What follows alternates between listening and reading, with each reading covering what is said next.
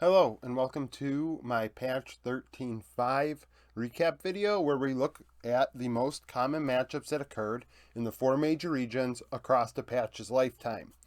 Keep in mind this is within a vacuum. I understand there are an infinite amount of variables to cause why a matchup goes the way it does. Player diff, the way teams play around the champion, itemization, ruins. I mean, the list goes on and on. Team diff, I think I said that. You know what I'm saying. So I try and pick up matchups that have occurred at least 10 times, and if it's lopsided enough, I make some assumptions. I have been keeping track all split long in a cumulative way, and I will be uploading a video next week in that regard once 13.6 is done in EU. Another thing that has come up that people mention, this patch is probably affected by X region or Y region. So I'm just going to say 70%, roughly 60 to 70% of the 239 games that occurred in patch 13.5 occurred between the LPL and LCK. So this is an Eastern dominated patch, and that's how you should probably think about it. Top lane, 29 different champions were played. I consider that meta diverse. Yesterday we had a short discussion about it on Discord, difference of opinion on what diverse means. 29 different top laners chosen in 26 in the five most common matchups account for 26% of the games. Nar versus K'Sante was a draw at 14 times. That was the tied for the most common with Sion into K'Sante, also 14 times. K'Sante with the edge 64% of the time, so that's a little lopsided, right? Only 14 times, so it's only a couple matchups diff. But, 64%. 13 Jax into K'Sante, K'Sante 54% win rate. Gwen into K'Sante, Gwen has a slight edge 11 times. They played 10 times Gwen versus Sion. The only matchup in the top 5 that didn't include K'Sante, Gwen winning 6 of 10. So, pretty much K'Sante, and what do you want to pick into it? We saw a lot of Jace bans. We saw a lot of Kennen bans on 13.6 and towards the end of 13.5 during playoffs. It simply is, what do you want to play into K'Sante? Nar, not necessarily a tank, right? More of a hybrid. You can facilitate in team fights, but also we've seen some players deal quite a bit of damage on Nar, so he has that effect. Sion, obviously tank. And then Jax, Jax and Gwen actually, finesse oriented, more carry oriented top laners that are going to either be in the side lane doing their thing, trying to affect the rift that way, or deal a lot of damage, right? Unlike Sion and Nar, which are more facilitator in nature. And then, K'Sante is what it is. I mean, it has dropped off over the last, the last few months here. I think it's been nerfed maybe twice. Kassadin, I mean, we had a poll on the Discord about it. I think for 13.4, if I recall, about which one would drop out, K'Sante or Kassadin. And Kassadin is barely picked anymore, if at all. I don't think it was picked maybe at all on 13.5. And K'Sante is still strong. Strong enough to be picked. And then Gwen into Sion, I mean, it's only happened 10 times. I'm not going to draw a lot from that. Pretty much if K'Sante's banned and someone picks Sion, people are picking Gwen into it. So that occurred 10 times. In the jungle, this is definitely the least diverse role. This role needs some help. We see a lot of changes occurring on 13.7 and 13.8 for MSI. I will be going over that next week when we know all the MSI teams. I've been holding off on that video. And hopefully it changes this because the last two patches, 14 champions in the jungle. Not very diverse. Wukong into Vi, 40 times. Vi with the 55% edge. You may say to yourself, that isn't a lot. Vi has been consistently throughout the split winning over Wukong patch after patch, and that is shown in the cumulative results as well, which is way more than 40 matchups to look at. Sejuani into Wukong, 22 times. Wukong, 73% edge, so Sejuani still struggling into Wukong. 18 times Maokai into Wukong. Maokai winning 2/3 of the game, so Maokai with an edge over Wukong, in addition to Vi. 13 times Lee Sin into Wukong, 7-6 diff there. I mean, that could go either way. 11 times we saw Sejuani into Vi. Sejuani, 64%. So, if Maokai is banned, people pick Vi, and then they decide we want to pick Wukong, vice versa. You know, I mean, it's what do you want to play here, right? Let's pick our poison. It's unlikely that these champs are going to be banned out to the point where you're not going to pick one of them.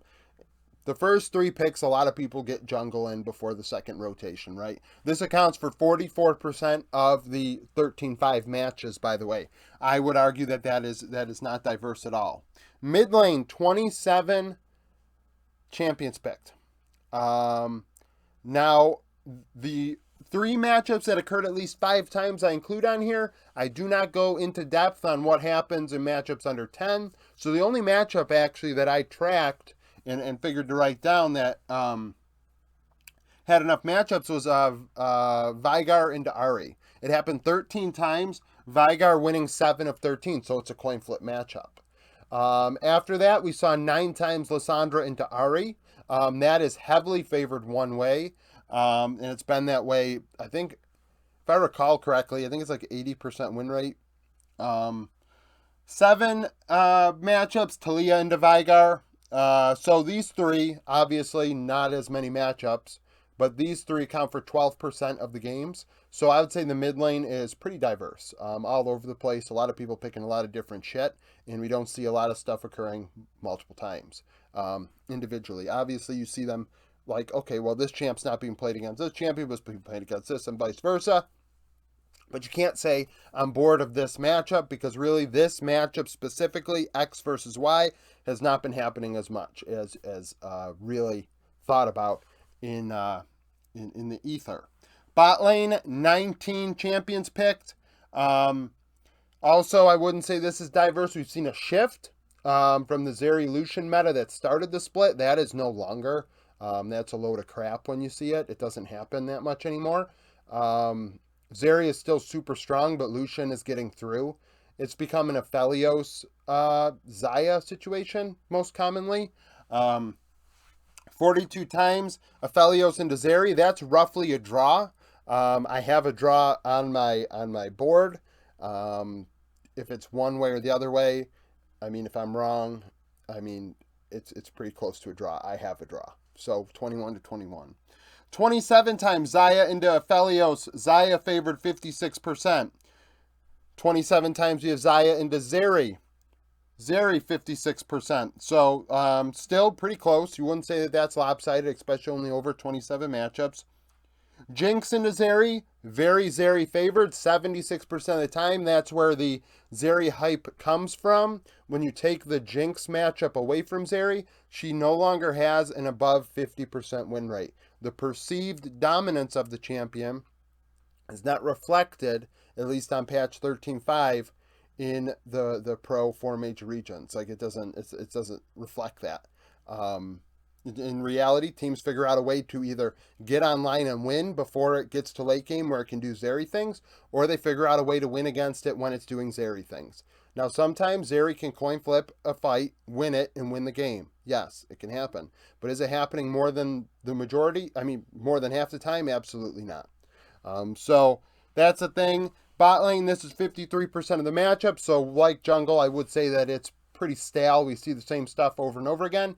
Just want to say Lucian Nami is not the, Lucian Zeri is not the thing anymore. Actually, the 5th most common matchup is Jinx Aphelios. And people complain about Lucian Zeri, but I think, and this is like, league brain and,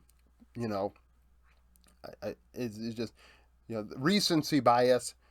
Last spring, Jinx Aphelios was played like 300 times across the entire spring split.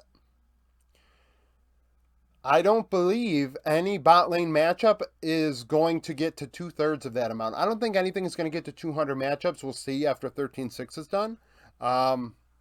So the whole Lucian Zeri is so disgusting.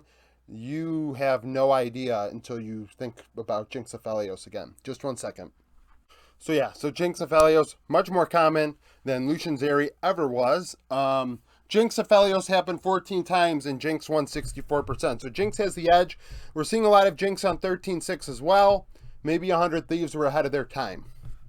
Bot lane support. 25 different supports picked. We're seeing the ADC leave, engage, come in. We were talking about this last couple of patches. A lot of people said, no, that's not going to happen. Blah, blah, blah. These buffs don't matter. These nerfs don't matter. In the end, placebo buffs and nerfs, the fact that they see it on the patch notes subliminally must make it happen. And historically, that has happened. That's why this meta has went from 80 carry bot lanes in Heimerdinger to Nautilus into Rakan, Renata into Rakan, Lulu into Rakan, Thresh into Rakan.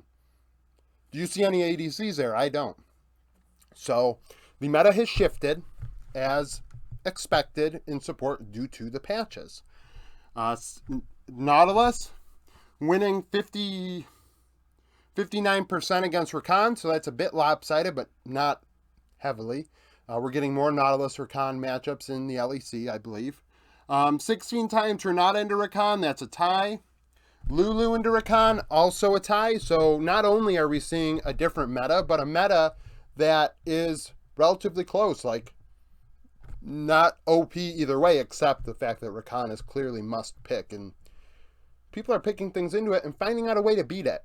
Very interesting situation, because 15 times Thresh into Rakan, Thresh has the edge. So between the 4 most common matchups against Rakan, Rakan doesn't have an edge in any of them on 13-5. That's interesting. Lulu into Nami, rearing its ugly head. We know what that one's from, right? Lulu versus Nami. 12 matchups, Nami winning 75% of them, so that's pretty lopsided. Lucian Nami beating Zeri Lulu right now. And 32% of the matchups are represented in those 5. So not quite as diverse as top and mid, but better off than the 80 carry and jungle situation. I just think it's interesting to look at this stuff and see how the meta shifts over time, and see what the numbers actually say versus what we perceive to be the case, because your mind will lie to you. So that's the deal. If you like this video, like it, subscribe to the channel for daily League of Legends content, follow me on Twitter, join the Discord, become a YouTube supporter, and thank you for watching.